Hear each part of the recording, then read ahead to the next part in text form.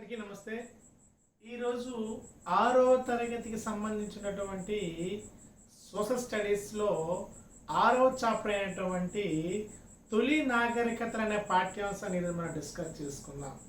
ఇందులో ముఖ్యమైన అంశాలు ఏంటి అనేది ఒకసారిగా మనం అందులో తొలి నాగరికతలు మరియు తొలి వేదకాలం మలి వేదకాలం అన్ని అంశాలను చూపించారు. ఇందులో ఒక్కొక్క అంశాన్ని మనం డిస్కస్ చేసుకుందాం.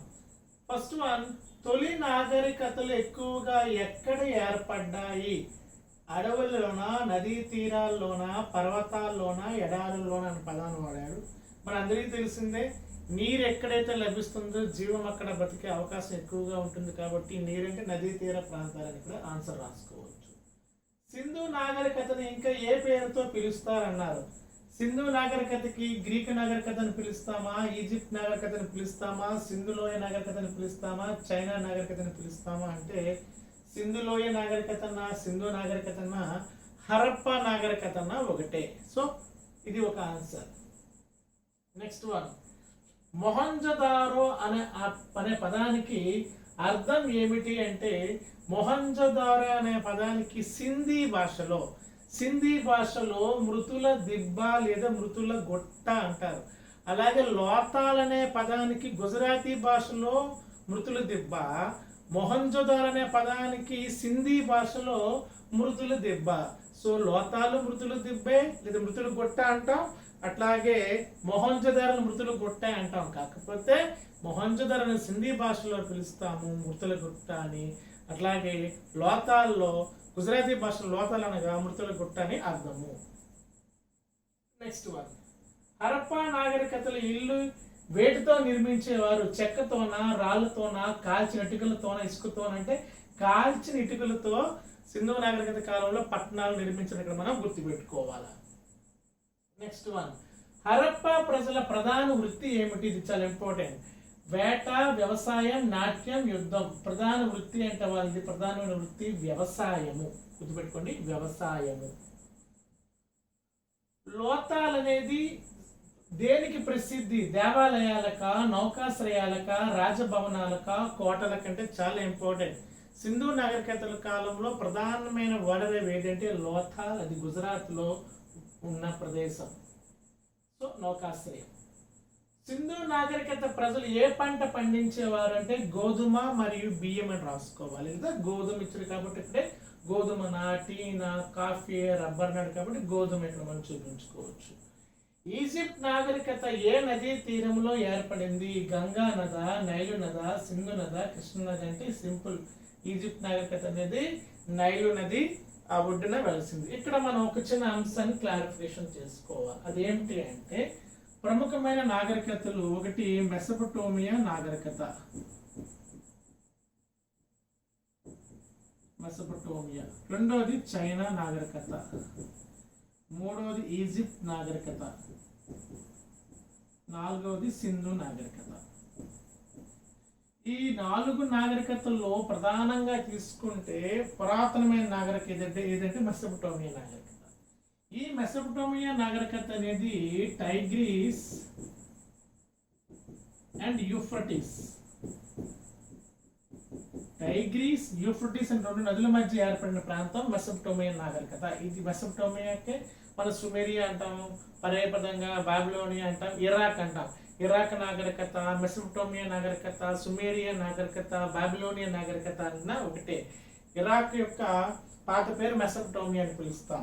ఇవి టైగ్రీస్, యూఫ్రటీస్ అని 2 నదుల మధ్య ఏర్పడినటువంటి నాగరికత. రెండవది చైనా నాగరికత. ఇది హోయాంగ్ హో అను నది ఒడ్డున వెలిసిన నాగరికత చైనా నాగరికత. అలాగే ఈజిప్ట్ అనేది నైలు నది ఒడ్డున వెలిసిన నాగరికత. ఆఫ్రికాలో సహారా ఎడారి ప్రాంతంలో ఉన్నటువంటి ఈజిప్టు నైలు నది ప్రాంతంలో ఏర్పడిన నాగరికత. అలాగే సింధు నాగరికత, అందులో ఉన్న ఆన్సర్ హరప్పల సింధు నాగరికత సింధు నది ఒడ్డున మరియు రావి నది ఒడ్డున, సింధు యొక్క ఉపనది రావి నది ఒడ్డున ప్రధానంగా మనకి ఈ నాగరికతలన్నీ కూడా నది తీరాన్ని ఏర్పడ్డాయి. ముఖ్యంగా పురాతనమైన నాగరికత అంటే మెసొపొటేమియా నాగరికత. అట్లాగే తీసుకుంటే మెసొపొటేమియాను రాజులు పరిపాలించేవారు నాగరికత కాలంలో. చైనాని కొన్ని సామాజిక కుటుంబాలు పరిపాలించేవి. ఈజిప్ట్ పారోలు అనే రాజులు, పారోస్ అని పిలుస్తారు, పారోస్ అనే రాజులు ఈజిప్ట్ని పరిపాలించేవారు. ఈజిప్ట్ నాగరికత కాలం, ఆ కాలంలో పిరమిడ్లు కూడా వేయబడ్డాయి.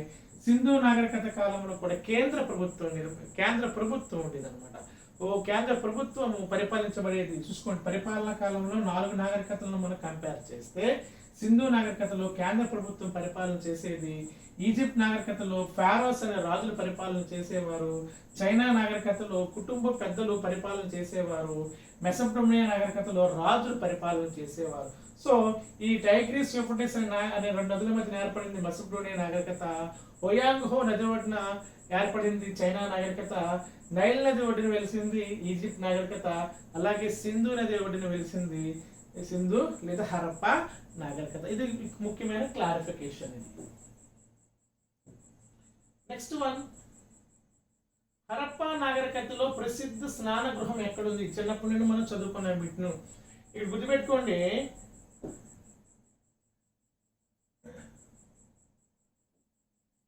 హరప్పా నాగరికతలో ధాన్యాగారాలు బయటపడ్డాయి.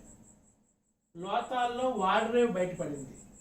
మొహంజదార్లో స్నానవాటిక మరియు కాంస్య విగ్రహాలు, నాట్యగత్తె కాంస్య విగ్రహం, పూజారి కాంస్య విగ్రహాలు, నాట్యగత్తె పూజారి రాతి విగ్రహాలు కూడా మనకి మొహంజదార్లో లభించాయి.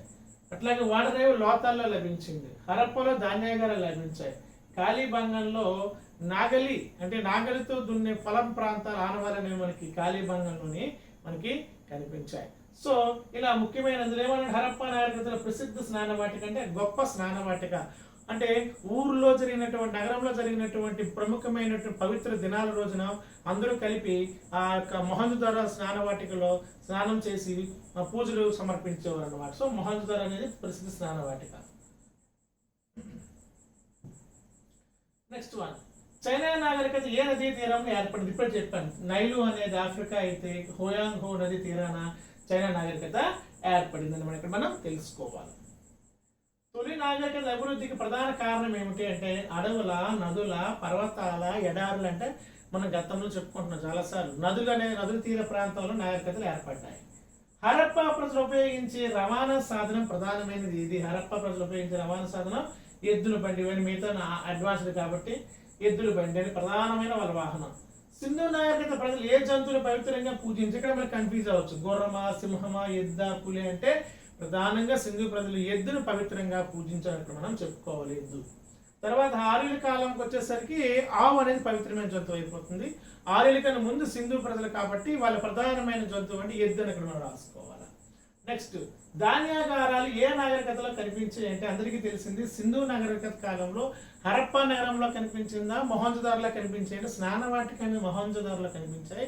అలాగే ముఖ్యమైన విగ్రహాలు మొహంజదార్లో కనిపించాయి. నాట్యగత్తె విగ్రహం అని, సన్యాసి విగ్రహం, పూజారి విగ్రహం అని, పశుపతి విగ్రహం అని, ఇవన్నీ కూడా అమ్మ తల్లి ఇలాంటివన్నీ ఎక్కువ విగ్రహాలన్నీ మొహంజదార్లో మనకు కనిపించాయి. కానీ ఇక్కడ ఏమిచ్చాడు, ధాన్యాగారాలు ఏ నాగరికతలో కనిపించాడు? సింధు నాగరికతలో. ఏ నగరం అడిగితే హరప్పా నగరం మనం రాసుకోవాలి. నెక్స్ట్, వేదాలు రచించిన వాళ్ళు ఎవరు అంటే ఋషులు. డైరెక్ట్ ఋషులు రచించారు. ముఖ్యంగా వేదాలు రచించిన వాళ్ళు అంటే వేద వ్యాసులు చెప్పుకుంటాం మనం. వేదాలు ఏ భాషలో రాయబడ్డాయి? డైరెక్ట్ బిట్టింది. తమిళమా, సంస్కృతమా, హిందీయా, తెలుగు అంటే వేదాలు 4 కూడా సంస్కృత భాషలోనే రాయబడ్డాయి. వేదకాల ప్రజల ప్రధాన వృత్తి ఏమిటి? వేదకాలంలో ప్రజలు వేటాడారా, నాట్యమా, వ్యవసాయమా, పశుపోషణ? అంటే ఆప్షన్ బి చాలా ఇంపార్టెంట్. వేదకాలంలో ప్రధాన వృత్తి వ్యవసాయము, పశుపోషణ.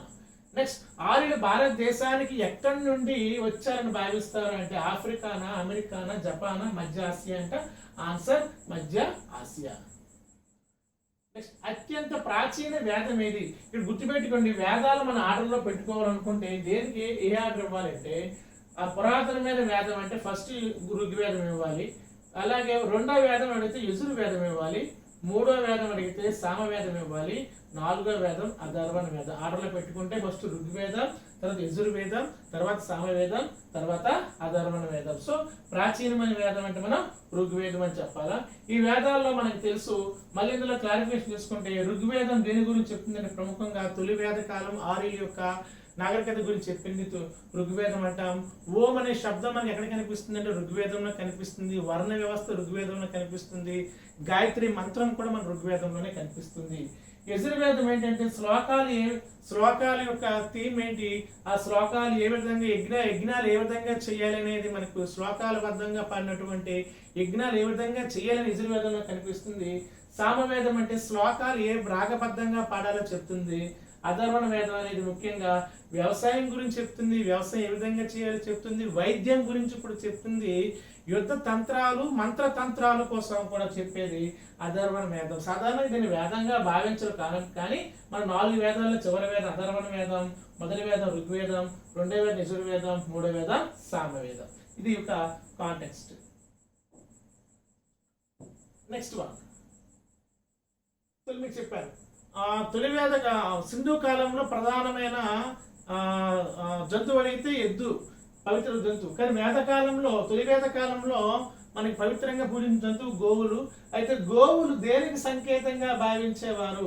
పేదరికానక, యుద్ధానక, సంపదక, బలహీనత కంటే.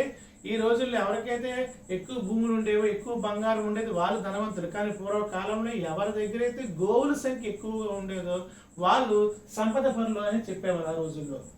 కాబట్టి సంపద అని పెట్టుకోవాలి. నెక్స్ట్ వన్, వేదకాల ప్రజలు ప్రధానంగా ఏ జంతువులను పెంచేవారు? వేదకాలంలో ప్రధానంగా ఆవులను పెంచుకునేవారు. నెక్స్ట్ వన్, సభ మరియు సమితి ఏంటి? ఇవి పండగల, సభల, యుద్ధాల, దేవాలయాలు. అంటే మనకి ఎలాగైతే లోక్సభ, రాజ్యసభ, విధానసభ, విధాన పరిషత్ ఎలా ఉండేదో తొలి వేద కాలంలో ప్రజలు వాళ్ళు పరిపాలన కొరకు పాలకులు సభ మరియు సమితి అని పేరుతో సభలను ఏర్పాటు చేసుకున్నారు. సభ, సమితి. Next one, వేదకాలం. వేదకాలంలో ప్రధాన దేవుడు ఎవరు? ఇంద్రుడా, బుద్ధుడా, మహావీరుడు, అశోకుడు? అంటే వేదకాలం ప్రధాన దేవుడు ఇంద్రుడు. గుర్తుపెట్టుకోండి, ఇంద్రుడు. ఆర్యులు మొదట ఎక్కడ నివసించేవారు అంటే దక్షిణ. ఇది చాలా కొద్దిగా మనకు తెలిసిందే, ఒకసారి మనం ఎక్స్ప్లెనేషన్ ఇచ్చుకుందాం. ఇది ఇండియా అనుకుంటే ఇందులో ఆర్యులు మొదటగా ఈ సప్త సింధు ప్రాంతం అంటే పంజాబ్ పరిసర ప్రాంతాల్లో నివసించేవారు. ఇది ఇప్పుడు క్రీస్తు పూర్వం 1500 సంవత్సరంలో. తర్వాత వాళ్ళు ఏం చేశారంటే ఇటు గంగా యమున పరిసర ప్రాంతానికి క్రీస్తు పూర్వం 1000 సంవత్సరంలో ఇటు వలస వచ్చేసారు అనమాట. సో మొదటగా ఆర్యులు నివసించిన ప్రాంతం సప్త సింధు. సప్త సింధు అంటే అర్థం ఏంటి? సింధు, రావి, జీలం, చీనా, బియాస్, సట్లెజ్ అన్ని నదులు కలిపి ఉన్న ప్రాంతంలోనే సింధు, సరస్వతి, గగ్గర్ లాంటి నదుల పరిసర ప్రాంతంలో నివసించేవారు. దీన్ని సప్త సింధు అంటే పంజాబ్ ప్రాంతంలో తొలి ఆర్యులు, తొలి వేద కాలం ఆర్యులు. తర్వాత మలి వేద కాలంకి వచ్చేసరికి ఇలా గంగా యమున పరిసర ప్రాంతాలకి వీళ్ళు వచ్చి అక్కడ వలస వచ్చి అక్కడ పరిపాలన చేయడం మొదలు పెట్టారు. సో ఇక్కడ పంజాబ్ ప్రాంతం అని రాసుకోవాలి, తొలి వేద కాలం కాబట్టి. వేదకాలం ఉపయోగించిన లోహం ఏది? వేదకాలంలో మనకు ప్రధానంగా ఉపయోగించినటువంటి లోహం ఏంటంటే ఇనుము. గుర్తుపెట్టుకోండి, ఇనుము. సింధు నాగరికత నగర నిర్మాణం ఎలా ఉండేది? అస్తవ్యస్తంగా ఉండేదా, ప్రణాళికాబద్ధంగా ఉండేదా, అడవుల్లో ఉండేది, గుట్టలపై ఉండేది? మనకు తెలుసు, ఒక ప్లానెడ్ సిటీ కాబట్టి ప్రణాళికాబద్ధంగా ఉండేది. మొహంజదారో ఎక్కడ ఉంది ప్రస్తుతం? గుర్తుపెట్టుకోండి, మొహంజదారో, హరప్ప 2 ప్రాంతాలు ప్రస్తుతం పాకిస్తాన్లోనే ఉన్నాయి. అయితే సింధు తవ్వకాలలో మొదటగా బయటపడే నగరం ఏదని చెప్పుకుంటామంటే సింధు తవ్వకాలు 1920లో ప్రారంభమైనప్పటికీ కానీ 1921లో మొదటగా మనకి హరప్ప అనే నగరం బయటపడింది. సుమారు 1500 ప్రాంతాలు బయటపడ్డాయి. ఆ 1500 ప్రాంతాలు ప్రధానంగా పంజాబ్లో కొన్ని ప్రాంతాలు, హర్యానాలో కొన్ని ప్రాంతాలు, రాజస్థాన్లో కొన్ని ప్రాంతాలు, అట్లా గుజరాత్లో కొన్ని ప్రాంతాలు, మహారాష్ట్రలో కొన్ని ప్రాంతాలు, ఉత్తరప్రదేశ్లో ఇలా సింధు నాగరికత ఇలా పంజాబ్ అని, గుజరాత్ అని, రాజస్థాన్ అని, మహారాష్ట్ర అని, ఉత్తరప్రదేశ్, ఇలా జమ్మూ కాశ్మీర్, ఇలా ఈ పరిసర ప్రాంతాల్లో సింధు నాగరికత వెలిసింది. సుమారు 1500 ప్రాంతాలు బయటపడ్డాయి. అందులో మొదటగా బయటపడిన ప్రాంతం ఏదంటే హరప్ప. ఈ 1921లో ఈ నగరం బయటపడింది. అందుకే సింధు నాగరికతను ఏమని పిలుస్తామంటే హరప్ప నాగరికతను పిలవడానికి కారణం ప్రధానంగా మొదటిగా హరప్ప నగరం బయటపడింది కాబట్టి. ప్రస్తుతం మొహంజదారో, హరప్ప ఎక్కడ ఉన్నాయంటే పాకిస్తాన్లో ఉన్నాయి. హరప్ప నాగరికత ప్రజలు ఏ వస్త్రాన్ని ఉపయోగించేవారు అంటే పత్తి వస్త్రాలను ఉపయోగించారు. పత్తి. అయితే ఇక్కడ ఇంకోలా ఉంది, హరప్ప అయితే పత్తి వస్త్రాలు ఉపయోగించారు. ఆర్యులు ఎక్కువగా ఏ వస్త్రాలు ఉపయోగించారంటే పట్టు మరియు ఉన్ని. కానీ మనకి హరప్ప ఇచ్చారు కాబట్టి పత్తి వస్త్రాలనే ఇక్కడ మనం చెప్పుకోవాలి. ప్రపంచానికి పత్తిని పరిచయం చేసింది ఎవరంటే అది కూడా హరప్ప ప్రజలు, సింధు ప్రజలు అని చెప్పుకుంటాం. ప్రపంచంలో తొలి నాగరికతలు ప్రధానంగా ఏ ప్రాంతాల్లో ఏర్పడ్డాయి? ఎడారుల్లోన, నదీ లోయల్లోన, పర్వతాల అడవుల్లోన, సింపుల్ పెట్టి నదీ లోయ ప్రాంతంలోనే ఏ నాగరికత ఏర్పడుతుంది. వేదకాలంలో కుటుంబానికి నాయకుడు ఎవరు? వేదకాలంలో కుటుంబానికి నాయకుడు, ఇది కన్ఫ్యూజింగ్ చూడండి. గురువా, తల్లా, తండ్రా, రాజా అంటే తండ్రి. కానీ సింధు నాగరికతలో కుటుంబానికి పెద్ద తల్లి, కానీ వేద నాగరికత ఆర్యుల కాలానికి వచ్చేసరికి మాత్రం కుటుంబానికి పెద్ద తండ్రి. ఋగ్వేదంలో ప్రధానంగా ఏమి ఉన్నాయి? స్తోత్రాలు ఉన్నాయి. స్తోత్రాలు లేదా శ్లోకాలు అని చెప్పుకుంటాం. ఆరులో ఉపయోగించిన రవాణా సాధన ప్రధానంగా ఏది? గుర్రపు రథం. మిగతా ఆప్షన్స్ రైలు, విమానం, కారు కాబట్టి. హరప్ప ప్రజలు ఏ కాలంలో నైపుణ్యాన్ని కలిగి ఉన్నారు? హరప్ప ప్రజలు ప్రధానమైనటువంటి నైపుణ్యం ఏంటి? శిల్పకళ, సంగీతమా, నాట్యమా, చిత్రలేఖనమా? చిత్రలేఖనం మాత్రం అంటే హరప్ప ప్రజలు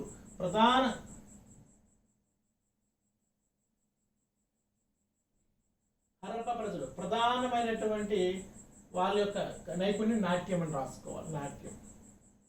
వేదకాలంలో విద్యను ఎవరు బోధించేవారు? వేదకాలంలో విద్యను గురువులు బోధించేవారు. ఇది సింపుల్ బిట్. గురుకుల వ్యవస్థ ఏ కాలంలో ఉండేది? ఆధునిక కాలమా, మౌర్యుల కాలమా, గుప్తుల కాలమా, వేద కాలమా? గురువు దగ్గరికే శిష్యుడు వెళ్ళి ఆ టైంలో కొన్ని ఆశ్రమాలు ఉండేవి, ఆ గురుకులాలు పిలుస్తాం అనమాట. సో ఇక్కడ అర్థమైన గురుకుల వ్యవస్థ ఏ కాలం అంటే వేద కాలంలోనే ప్రారంభమైంది. సింధు నాగరికత ప్రజలు ఏ లిపిని ఉపయోగించేవారు అంటే బ్రహ్మీ లిపి, కరుష్టి లిపి అనేది అశోకుని కాలంలో ఉన్న ప్రముఖమైన లిపి. ఇందులో సింధు లిపి అనేది మనం రాసుకోవాలి. సింధు పద లిపి, సింధు లిపి. దీన్ని చిత్రలిపి అని కూడా పిలుస్తాం. దీన్నే సర్పలేఖనం అని పిలుస్తాం. సింధు లిపి అన్నా, చిత్రలేఖనం అన్నా, సర్పలేఖనం అన్నా ఒకటే. సర్పలేఖనం. అట్లాగే వేదకాలంలో యజ్ఞాలు ఎందుకు చేసేవారు? వినోదం కోసమా, దేవతలను ప్రసన్నం చేయడం కోసమా, యుద్ధం కోసమా, వ్యవసాయం కోసం? అంటే దేవతలను ప్రసన్నం చేసుకున్నందుకు.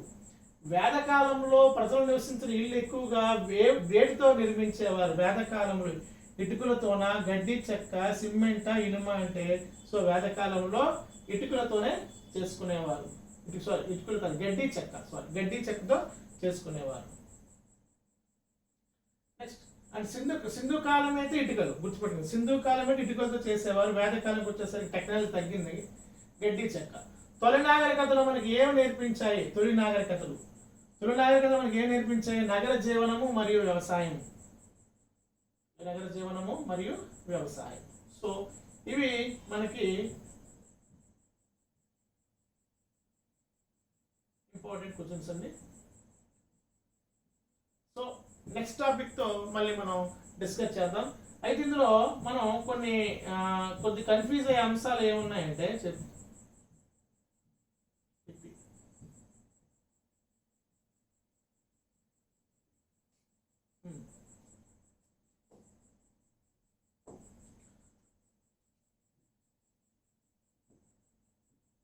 తొలి వేద కాలం,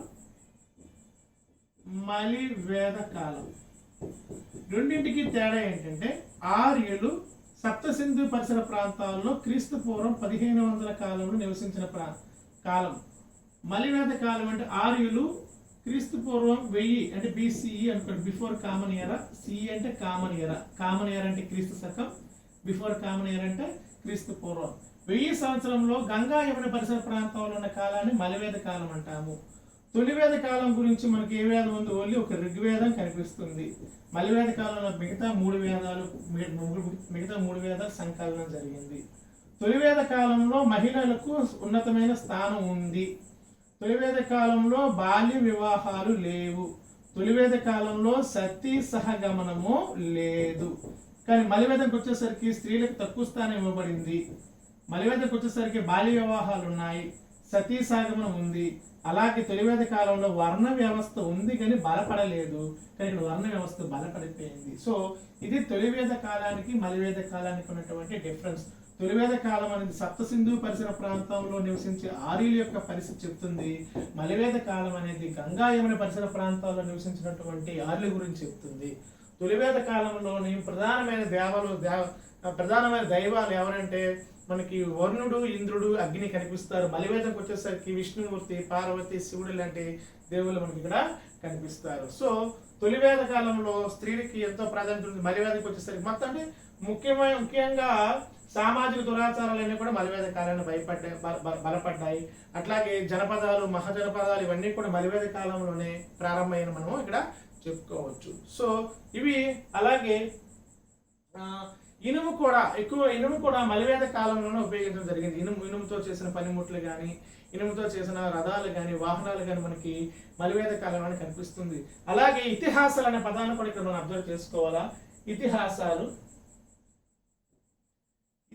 అంటే ఏవి?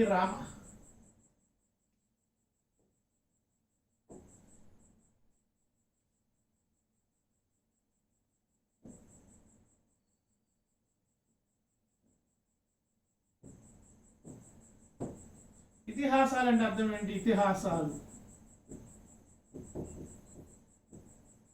రామాయణం, మహాభారతం. రామాయణాన్ని మనకి వాల్మీకి రచించారు, మహాభారతాన్ని మనకి వ్యాస రచించారు. రామాయణంలో శ్లోకాలు ఎన్ని ఉంటాయి? 7000. మహాభారతంలో శ్లోకాలు 1,00,000. వేదాలు ఎన్ని?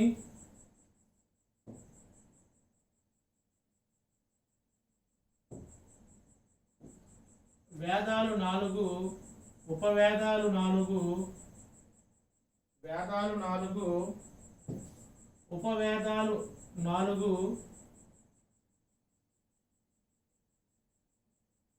ఉపవేదాలు 4, వేదాలు 4, వేదాంగాలు 6, ఉపనిషత్తులు 108, పురాణాలు 18. పురాణాలు 18, ఉపనిషత్తులు 108, వేదాంగాలు 6, వేదాలు 4, ఉపవేదాలు 4. రామాయణ మహాభారత ఇతిహాసాలు ఇవన్నీ కూడా ఏ భాషలో రాయబడ్డాయంటే సంస్కృత భాషలో రాయబడ్డాయి. అది గుర్తుపెట్టుకోండి. తొలి వేద కాలంలో ప్రధానమైన భాష సంస్కృతం, మలివేద కాలంలో ప్రధానమైన భాష సంస్కృతం. అలాగే విశ్వవర, లోపముద్ర వీళ్ళందరూ కూడా ప్రముఖమైన మహిళలు. తొలివేద కాలంలో ఉన్న ప్రముఖమైన మహిళలు. వీళ్ళకి ఎంతో వీళ్ళకి ఉన్నతమైన స్థానాన్ని కల్పించారు. మలివేదకి వెళ్ళేసరికి మహిళల పాత్ర ఉంది, ప్రముఖమైన పాత్ర అనేది లోపముద్ర, విశ్వవర లాంటి ఎంతో మంది మహిళలు ఎంతో గొప్ప స్థానాన్ని ఇవ్వబడ్డాయి. కానీ వాళ్ళందరికీ కూడా మలివేద కాలంలో ఆ స్థానాన్ని కోల్పోయారు. సో ఇది మనకి ఈ టాపిక్లో అతి ముఖ్యమైనటువంటి అంశాలు. నెక్స్ట్ వీడియోలో మరో టాపిక్తో కలుద్దాం. ధన్యవాదాలు. అందరూ దయచేసి వీలుంటే ఈ యొక్క ఛానల్ని సబ్స్క్రైబ్ చేసి మరింత మందికి చేరువ చేస్తారని కోరుకుంటున్నాం. ధన్యవాదాలు.